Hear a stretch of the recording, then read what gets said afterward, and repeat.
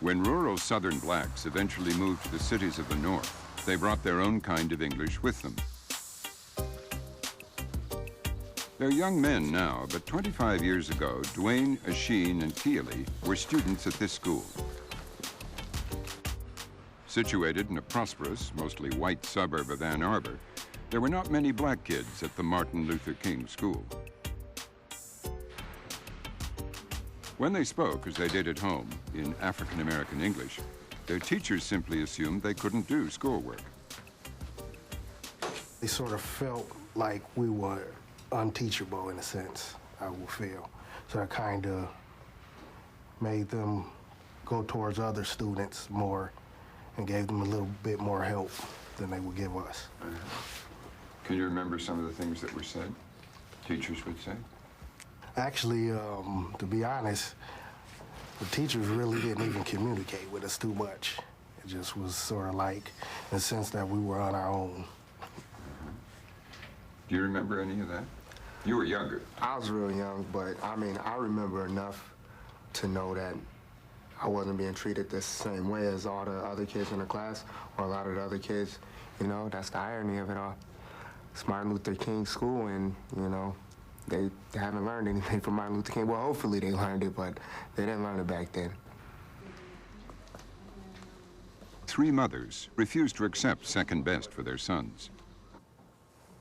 Annie, what was it that got you and other parents upset enough to bring a lawsuit against the school? My kids was tested and was put into special ed classes, and I felt like that they were not getting educated and was not treated equally, and I felt like that shouldn't be a barrier because of a language to stop them from being educated. Ruth Zweifler is a social worker familiar with the housing project the boys came from. Listening to Annie tell how her son and his friends were failing at school, she knew something was wrong. There were maybe 24 poor black children in a sea of affluent white families, and they really were having a very hard time.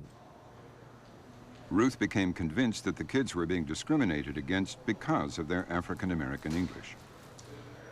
Language is the marker for assumed attitudes, coming with an implied criticism, which is what I think a black child carries with him. We as adults, as mainstream society, as Americans, have really done bad by these little kids. Hi, Ruth. Hey. How are you? How good to see you. Good. Unable to make any headway with the school administrators, Ruth went to Detroit. One of the lawyers she consulted was Ken Lewis. The legal strategy they and others thrashed out led to a landmark court decision on black English. Our job was to see if we could come up with some legal theories that made sense, that we could pursue on their behalf. The initial thrust of the case was to deal with the children's poverty as the reason why they were not being educated. There is really no constitutional right not to be poor in this country, and so trying to find some constitutional provision that would help us along those lines was a futile effort. So language became a part of it, and since that language barriers seemed to impact adversely only on black youngsters, we were able to tie in the race issue. The most significant thing that I believe was raised during that trial was that you had a federal judge acknowledge formally that African American vernacular English represented a significant linguistic barrier to academic achievement and success. He confirmed that the school district was really insensitive to the linguistic background of the vast majority of African American students within the school district. Years later, the argument Ken Lewis used in this courthouse was raised by educators in Oakland, California. But they claimed black English, which they called Ebonics, was a separate language. That caused a national storm, and as we'll see, it's an issue school boards are still grappling with.